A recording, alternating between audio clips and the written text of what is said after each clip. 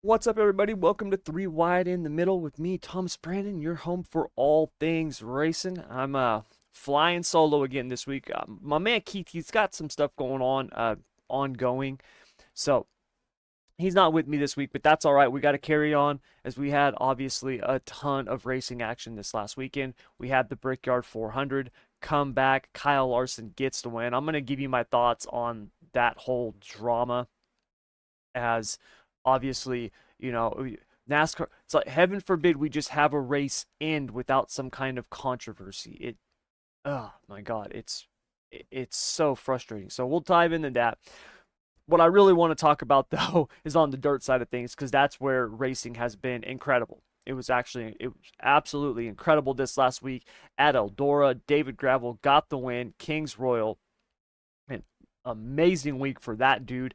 We also saw some heavy hitters struggle to make the show at the Kings Royal. So we'll talk about that. Big news with the Phenom up and coming driver Corey Day. I got some news on that as he is making his next pavement starts here in the ARCA Series. So we'll talk about that. Also, I'll share some information that I got from a friend of mine who's kind of in the know with that whole story and what's going on with him.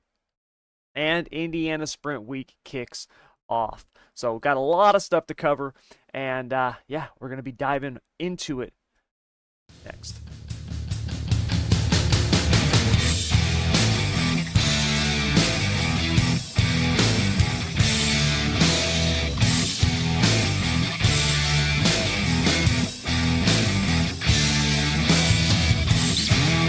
All right, everybody. So before we get into, I don't know, kind of all the news of the day, I want to talk about something that really was on full display this last week with the racing action that we had. And that was just the difference between what I would consider the, high level dirt racing, which is World of Outlaws, high limit sprint cars, right? The National Touring Series, just National Touring Series dirt, right? Whether it's late models, sprint cars, whatever. But your top level dirt racing versus NASCAR. When I sit down to watch a World of Outlaws race, right? Or a high limit sprint car race, right? Or especially a crown jewel, which is what the Kings Royal is. The Kings Royal is to sprint car racing as the Brickyard 400 is to NASCAR. That's what it was. We had two crown jewels this last weekend in the world of racing.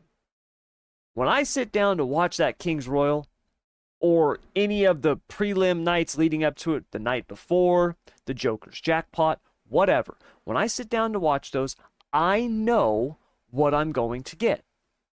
I'm going to get amazing, incredible, action-packed racing with guys going in 140, 150 miles an hour around a half-mile dirt track, in this case Eldora, and it's going to be insane. And I'm going to be literally on the edge of my seat watching it, and I'm going to enjoy the hell out of it.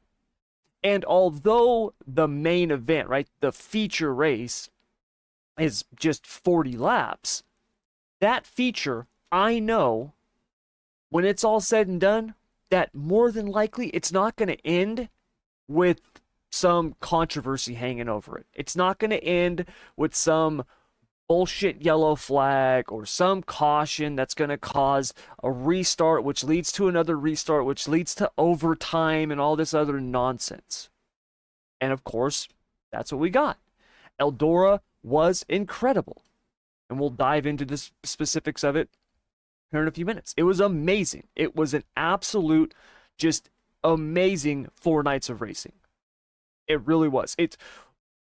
This last week at Eldora, if I was trying to convince people like, hey, you're missing out on dirt racing, this is what you are missing out on, this would be one of the weeks that I would want to show them, because that's how good the racing was. On the flip side of that, with NASCAR, I don't know what I'm getting. I don't know if the racing's going to be good, although I can usually figure that out now going in. For example, if it's going to be a track like, I don't know, a Kansas, a Vegas, something we've talked about that's wide, got multiple grooves, and these guys can really find clean air, the racing's probably going to be pretty good. Track like Indy, Indy's never really been good for stock cars. We were kind of hoping that we would get to see them make some runs, right? Because this car is so aerosensitive that maybe they would suck up and we could see some runs down the straightaways.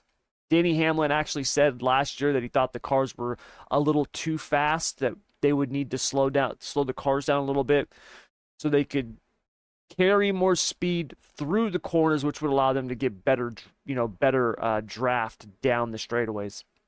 Of course, that's not what we saw this last week. And I also don't know how the race is going to end. Sometimes the races end and it's incredible. I've seen some of these, good race polls that Jeff Gluck does where people say it's a great race and it's not a great race. It might have been exciting because we had 5 overtimes.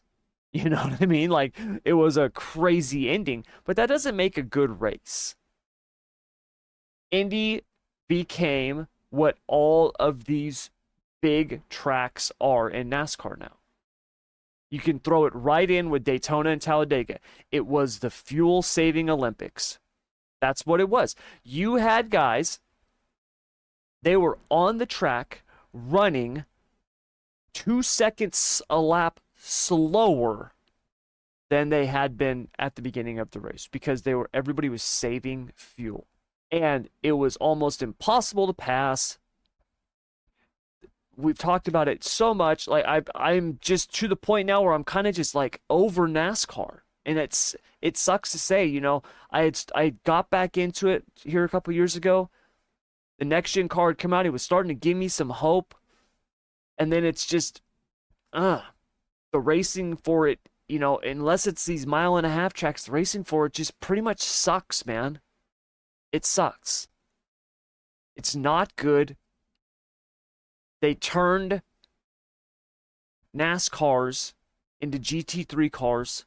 That's what they are. I've heard people say, "Oh, they're like supercars." They're not even like supercars. The V8 Super. Have you ever watched a supercar race? Those guys, those are fun.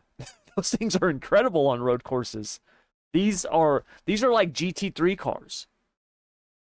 But they're like crappy GT3 cars because on road courses, they're not even that good. You watch a GT3 race, those things are incredible. These things, not so much. So to me, it's just another example of like NASCAR's identity crisis. They've got such an identity crisis right now, and there's really no fixing it. You look at the race itself. Kyle Larson gets the win. He doesn't get that win without controversy, of course, which is no fault of Larson's. But it just opens the door for more scrutiny. Ryan Blaney, he's sitting literally in the catbird seat. Larson caught him. They're getting ready, to battle it out. A handful of laps left. Keselowski's up front. We don't think the 6 cars got enough fuel to make it to the end, which puts Blaney in the driver's seat. But Larson's coming. Larson had just passed all these cars, which, don't get me wrong, that was great to see Larson working his way through the field. But let's pump the brakes on the fact that, the 5 car could pass people. He didn't have a problem passing people. The 5 car was passing most of those cars because most of those cars were trying to save fuel. I mean, yes, he was better than them, but let's not make it like, this was Jimmy Johnson 15 years ago just schooling the entire, 42 other drivers, because that's not what it was. Most of the guys out there in front of Larson were trying to save fuel. They could not push it. If they did, they were going to just run out of fuel and not make it to the end. Now Larson catches Blaney. Blaney was holding him off some. We don't know whether or not Larson was going to get around Blaney. We'll never know that. We could speculate. I mean, I've heard all kinds of people say, well, Larson was going to pass him anyways. The race ended with the results that were going to happen had we raced out to the green. You don't know that. The way that these cars aero block, you guys, no bullshit. You can put me in one of those cup cars and I can hold off another driver. Now, eventually they're going to get around me and it's only going to take a lap or two because I'm not a professional stock car driver. But I can aero block. I can cut people off. You know what I mean? Like that's not hard to do. We saw it over and over and over at Indy. It's you just slam the door on them because once you slam the door on them, they're not passing. They're not. These cars have got so much undercar down. They've got so much downforce, underbody downforce, because of the whole, the diffuser and the underwing and the panned bottom, all that stuff like that. They've got so much downforce that's coming from underneath. Once that car loses that air underneath, it's over. It's over.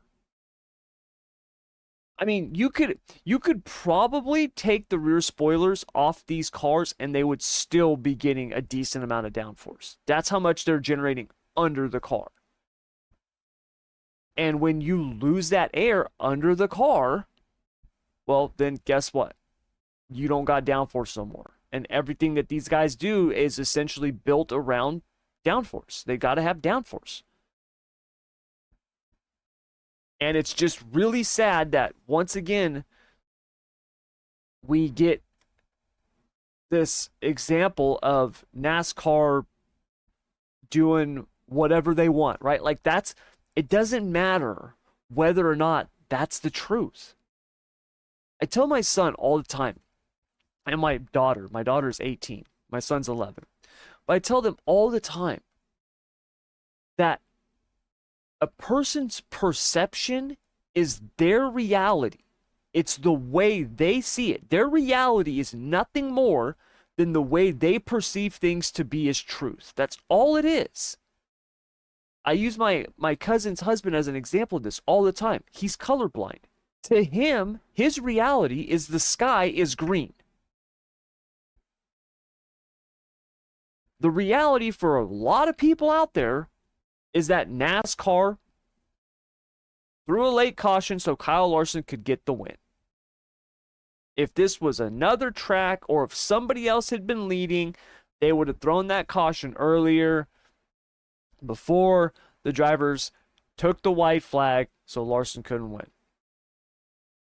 Right?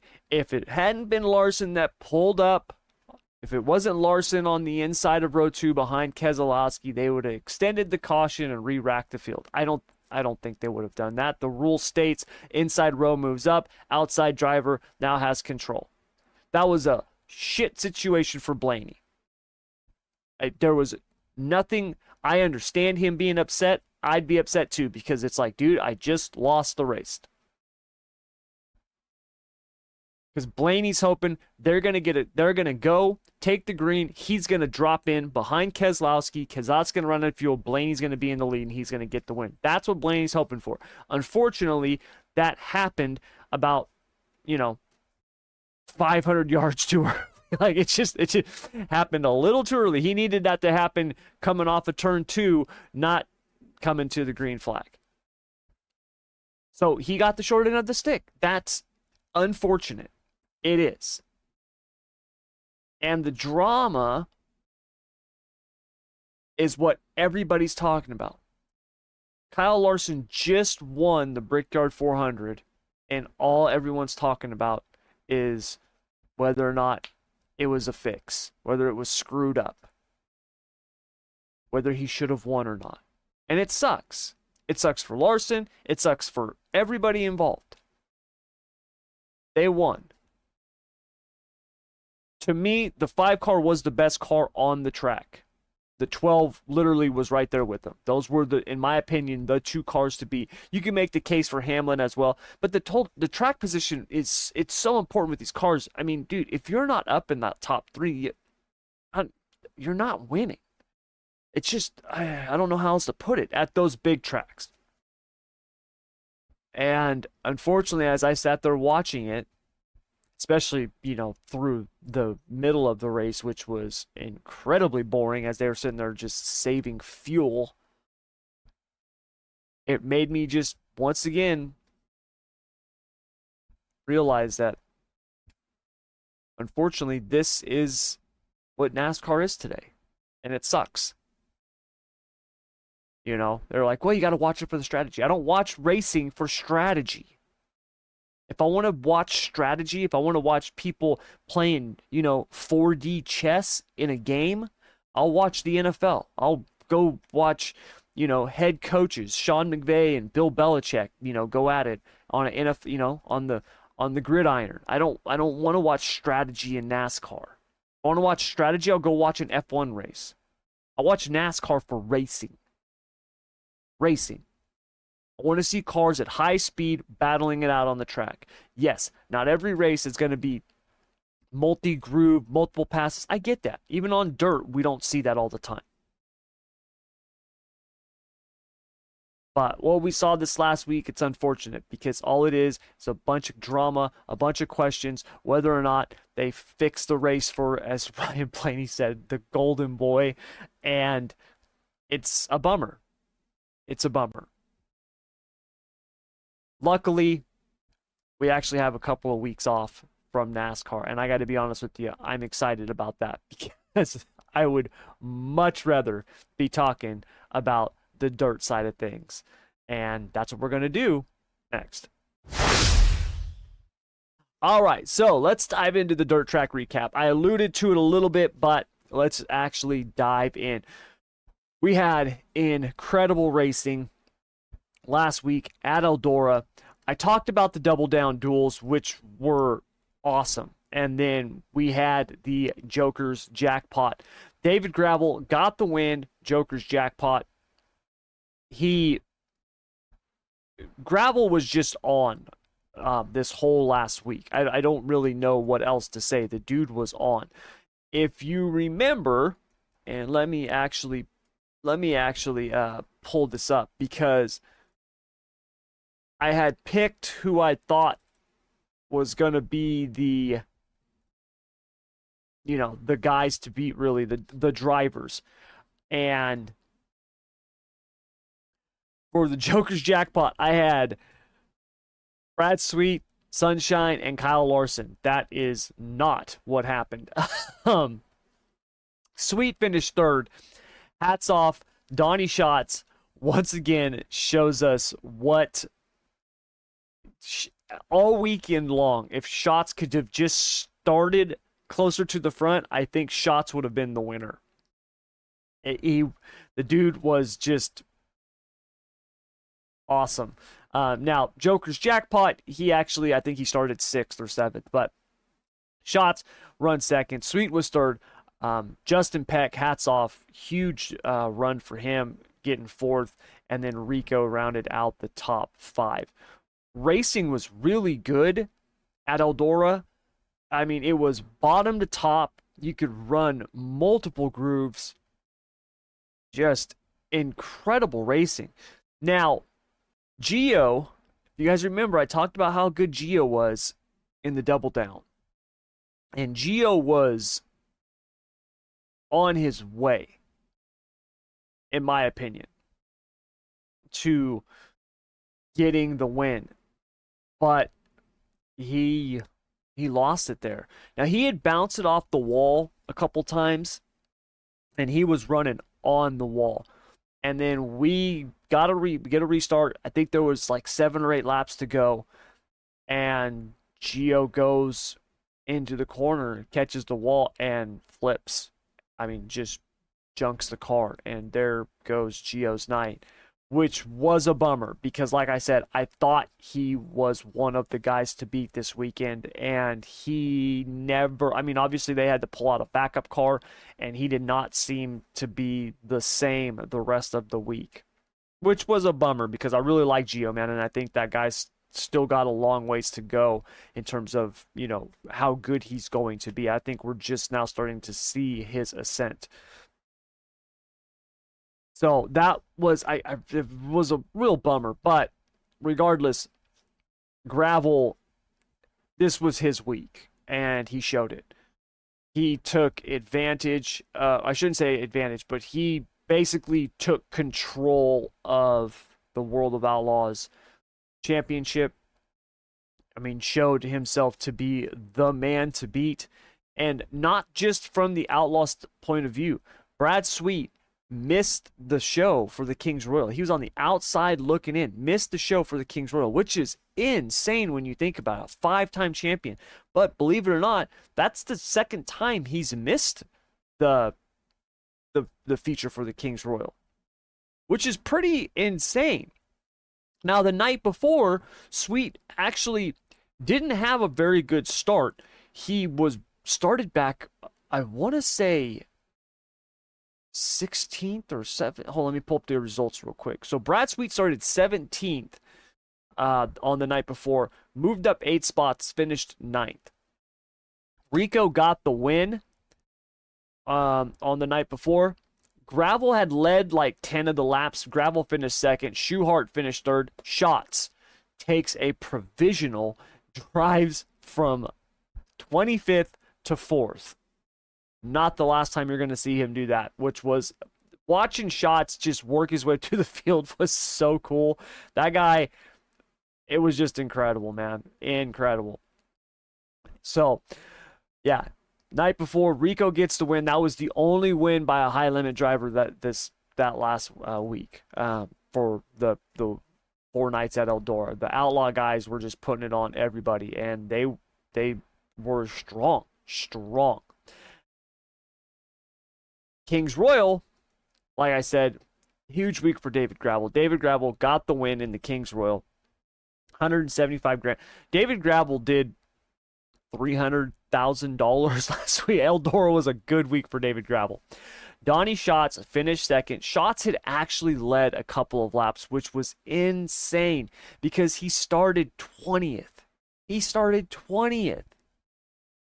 And worked his way up to the lead. Now, when he grabbed the lead, Gravel got up on the wall, got back around Schatz, and ended up, walking away and getting the win. Got the win. And obviously, a huge win for David Gravel. Gets himself, another crown jewel. Gravel's obviously I think this was the only one he hadn't won. He's won Knoxville Nationals, obviously, and I think he's won the Summer Nationals too, or the National Open. I always get those which one's like the crown jewel. I always get that confused. But anyways, so he got the Kings Royal, and yeah, hats off, man. It was just a phenomenal week of racing. I don't know what else to say. If you did not watch it, you missed out. But yeah, some big names missed the show at Eldora. Corey Day missed the feature. Brad Sweet missed the feature for Kings Royal. Kyle Larson missed the feature. I mean, these are right. I think Carson Macedo missed the feature. Like these are the who's of sprint car drivers that missed the feature.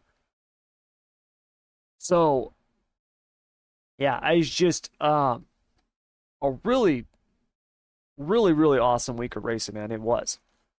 Now, to continue, Outlaws were actually back in action last night. So they ran at BAPS last night in the, what do they call it? Oh, the Brickers Bash. So James McFadden got the win. Was a really good race. BAPS was fast, man. The track was hooked up. You had guys pulling wheelies coming off of turn 2. It was a fast track. Gio Scelzi out in front led the first half of the race. Now Scelzi got passed by McFadden. McFadden had actually got the lead. McFadden had fallen back to, I want to say, 3rd. Brad Sweet working his way up. Sweet had started 20th, I believe. Oh, no, I'm sorry. I take that back. Not started 20th. He finished 20th. He started 5th. He was up towards the top 5. He was working his way onto the podium and going into turn 3, lost his brakes and literally just drove right into Gio.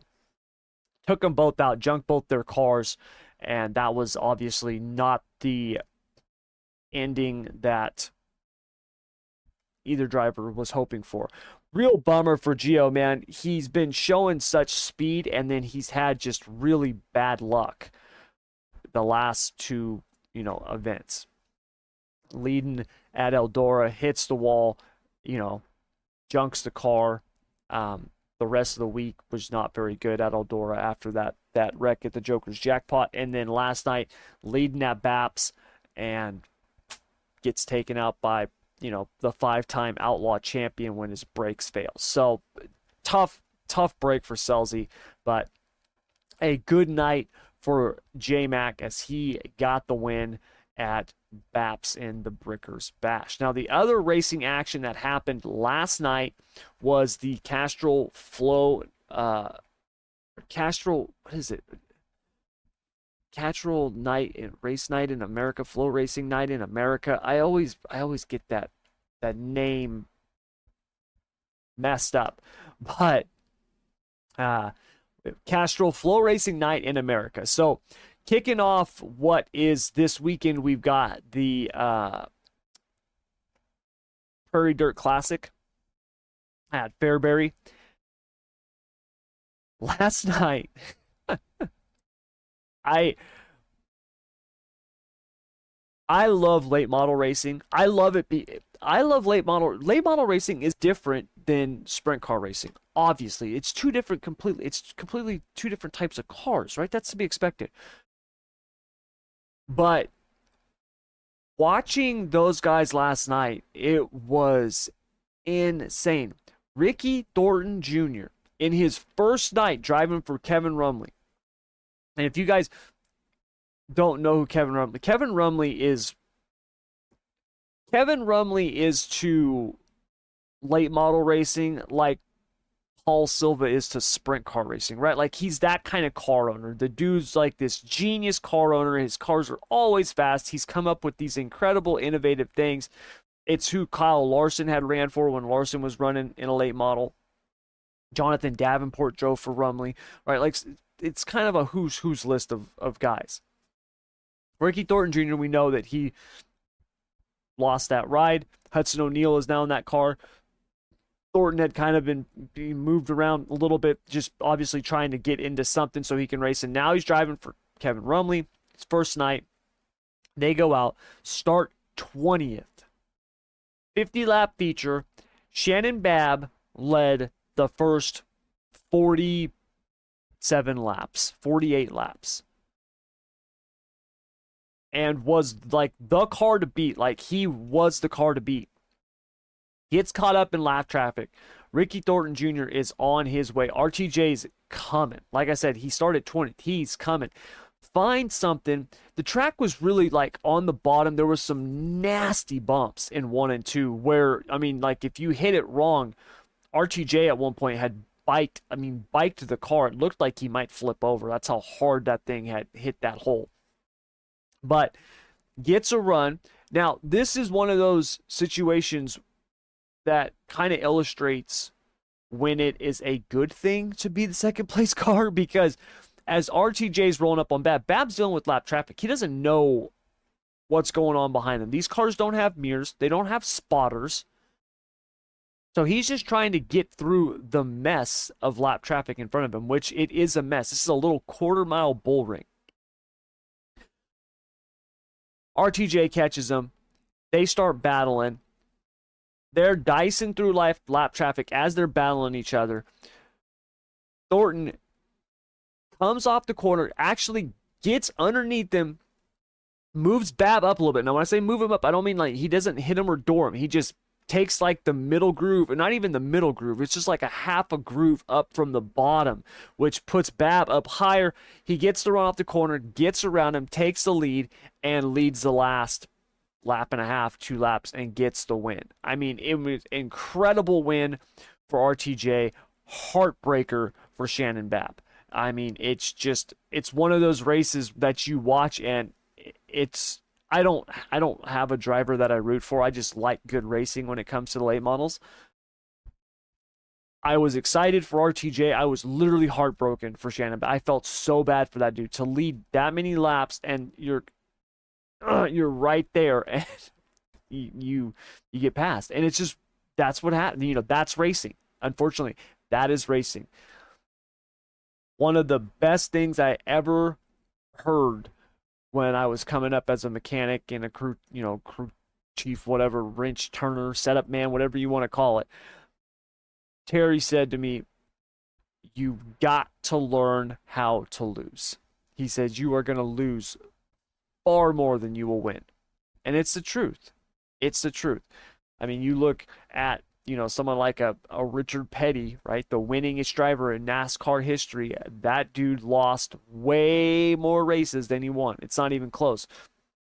Even if you look at a Steve Kinser, winningest driver in the World of Outlaws, right? That dude lost way more races than he won. Way more. Same thing with Donnie Schatz or Jack Hodenshield or whoever. Pick your driver. It does not matter. Even if you are the local hero who dominates the weekly show, you are going to lose more races than you win. That's all there is to it. And it stings. And that is one that will probably haunt Bab for a while. But it's one that RTJ definitely is going to be celebrating, because it was incredible, man. It was an incredible race. Like I said, I feel for Bab, but yeah, hats off to RTJ getting the win. And I got to tell you, man, the combination of RTJ and Rumley, I think that's going to be scary. I really do. I don't know how they're not the favorite going into the Prairie Dirt Classic this weekend at Fairbury. So, awesome night of racing, man. It just was, last night was great, dude. Baps, Fairbury, you had two premier, dirt series on display after what was an incredible weekend last weekend. So, yeah, it's just, yeah, big night of racing, and I'm really looking forward to this weekend. And speaking of this weekend, tomorrow night kicks off Indiana Sprint Week. This is one of my favorite weeks of the year. I absolutely love Sprint Week. Sprint Week and Midget Week are two of my favorite times of the year. I love them. Now, fortunately, Sprint, the USAC Sprint cars, they don't have the schedule that the midgets do, so they don't take these 6-week breaks multiple times during the year. But anyways, tomorrow night they're going to be in Putnamville at Lincoln Park. Then they got Kokomo. I want to say, what is Kokomo? It's a event within the event. I can't remember. It's the that's right. So it's night 2 of Sprint Week, but it's also Bubby Jones Master of Going Faster event. And then you've got Lawrenceburg, Circle City, Terre Haute, Bloomington, and they wrap it up with Tri-State August 3rd. So 26, 27, 28. Then they've got the 29th and the 30th off, and then they come back July 31st, and then they'll go till August 3rd. So, yeah, next, week and a half is going to be action-packed with sprint car racing. So if you remember last year, Sprint Week, we saw the battle with Brady Bacon and Justin Grant. Bacon ended up getting the Sprint Week championship, just a few points over Justin Grant. So this year going in, who do I think is gonna? I'm gonna go with Justin Grant. That's my man, dude. I'm gonna go with Justin Grant. I think he's gonna rebound during Sprint Week, so I'm gonna go with Justin Grant. I think he's gonna get the Sprint Week championship and kick off the second half. Well, not second half, or I guess the last third of the season. He's gonna get it rolling with the Sprint Week Championship. So, yeah, I'll go with Justin Grant. I do think Dason Pursley is going to be someone to keep an eye out for. Obviously, Brady Bacon is always a good one, too. And then Logan Seavey. Cannot forget about Logan Seavey. That guy, just Seavey, regardless, anything that dude's running, I would have him, as a potential winner. If you remember, that was kind of the big headline this year was, Logan Seavey going for the Triple Crown. I don't think that's going to happen this year. CV's leading the sprint car points, but he is, what is he? He's fifth in the midgets, and I want to say he's third in the Silver Crown. So yeah, don't think he's gonna pull off the Triple Crown this year. But regardless, moving on. So to wrap up the show today, I want to talk about the news that has come out about Corey Day. Corey Day is going to be moving, or not moving. Corey Day is going to be making his ARCA Menards Series debut at Salem Speedway. Now, the big news with this is that Keith and I talked about this before. If you remember, Day had kind of made his pavement debut. As far as I know, he hasn't run any pavement, not even like go-karts. He made his pavement debut at Hickory Motor Speedway in a late model stock back, what was that, in April? So, yeah, in April. Got the win in the second feature. It was they ran 2 40-lap features. I think he finished 7th. Let me get the thing real quick. He finished 7th in the first 40-lap feature, and then the second feature he led every lap, got the win. He has not raced a pavement race since then. He's going to be making his ARCA Menards debut at Salem Speedway. Salem is a really cool track. Salem is kind of like Winchester. Winchester for asphalt, for pavement. They don't run it anymore. The USAC sprint cars don't run on asphalt like they used to. I mean, it used to be the sprint cars series ran like, it wasn't like one pavement race. Like they ran they ran a number of pavement races every year. One of them was Winchester. Winchester is like scary fast. If you haven't watched the Brian Clausen documentary on Flow Racing, the Chasing 200 documentary, you've got to watch it. And it talks about his first race at Winchester. And the things that they say about Winchester it's so true. I remember Terry telling me stories about Winchester, about that track. He's like, dude, it's fast. And it is. It's crazy fast. And Salem's the same thing. Salem's like 33 degrees of banking on a track that's just over a half a mile.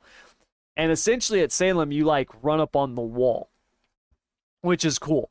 So Corey Day is going to be making his ARCA Menards debut July 27th, which is this weekend. Now, the news is that Corey Day is going to be, he's essentially signed a development deal with Hendrick Motorsports. That has not been confirmed. It is not, it has not been said by either party.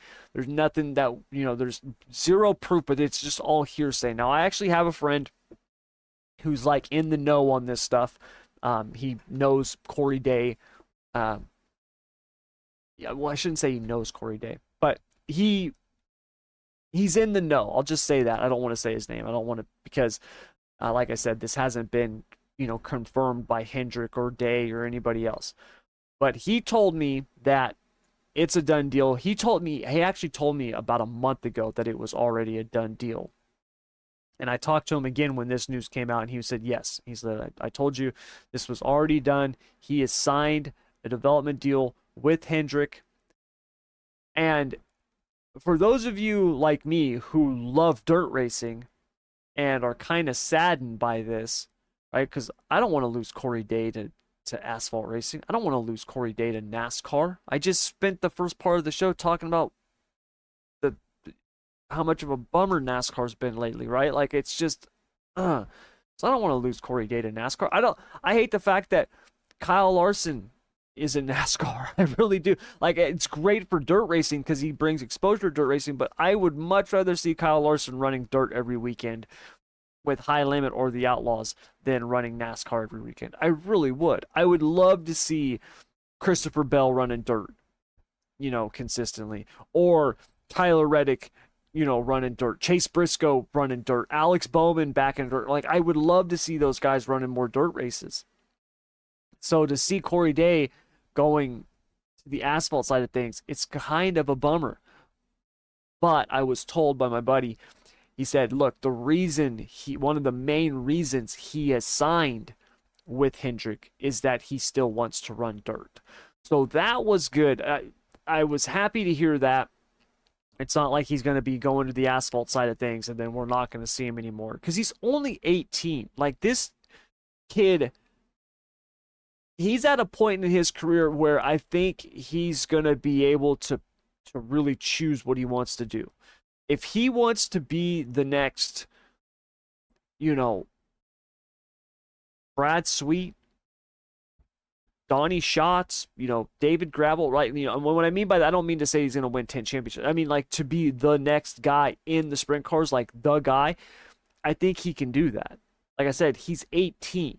The kid has already done some incredible things, and he is just getting started. I mean, he's got so much more time to go.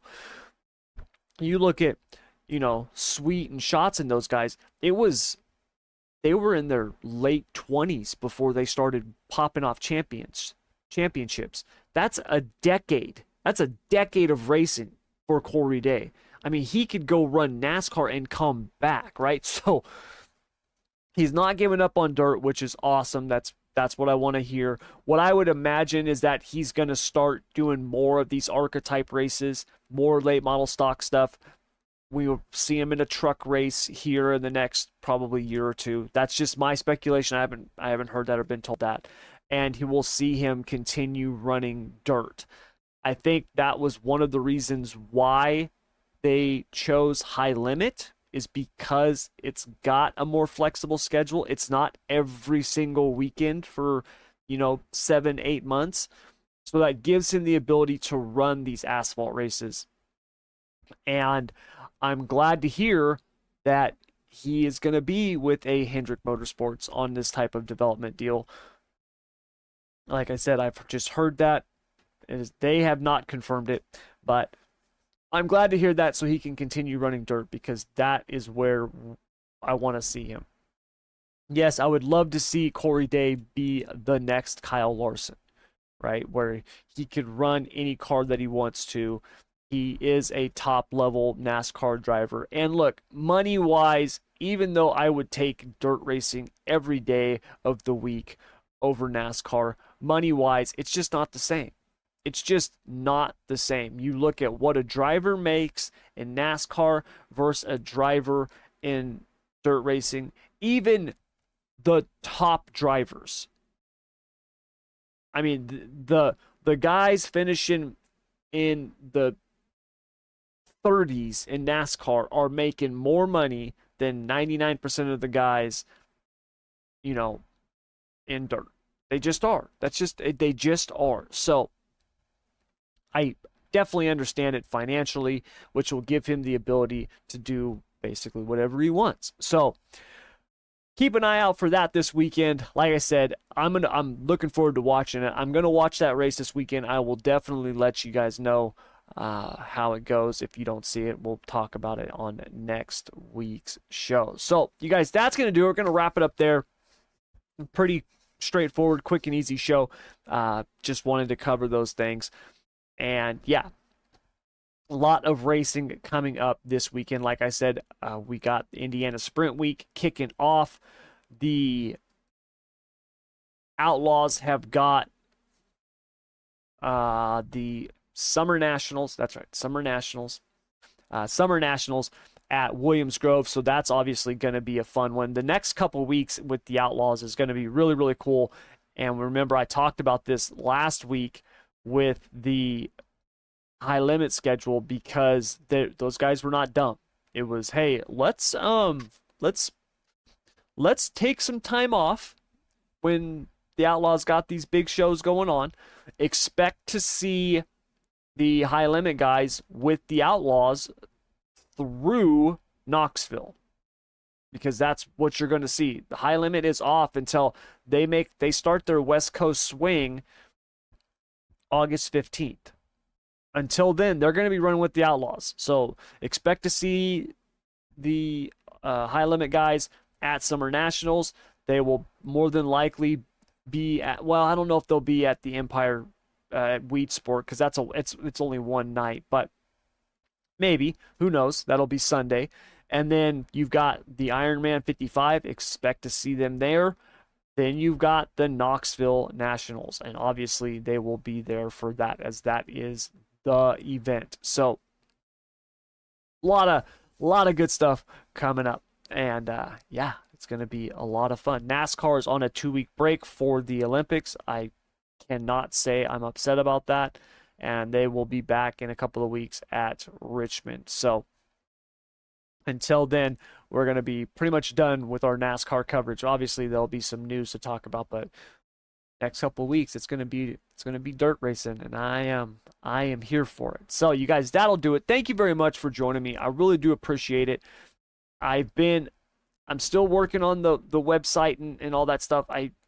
We just moved, you know, my family, myself and my family, we just moved to my in-laws. My mother-in-law just had a knee replacement. She's in her 70s. My wife's taking care of her, and so we moved out there to help them. And I'm going back and forth with work, and my days are starting at, I get up at 3:30 in the morning, and I leave at 4 a.m. I don't get home until almost 8 o'clock at night. So it's been incredibly long days.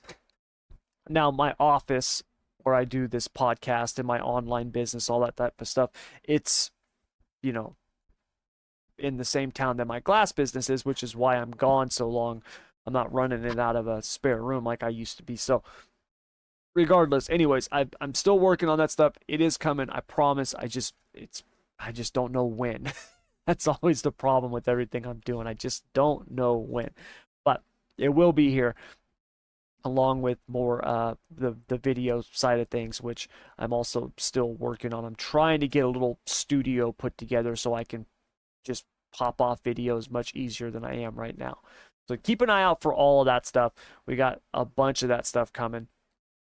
And yeah, enjoy the week of this weekend's racing, because there's a lot of action coming up. So you guys, that'll do it. Thank you very much as always. Until next time, take care.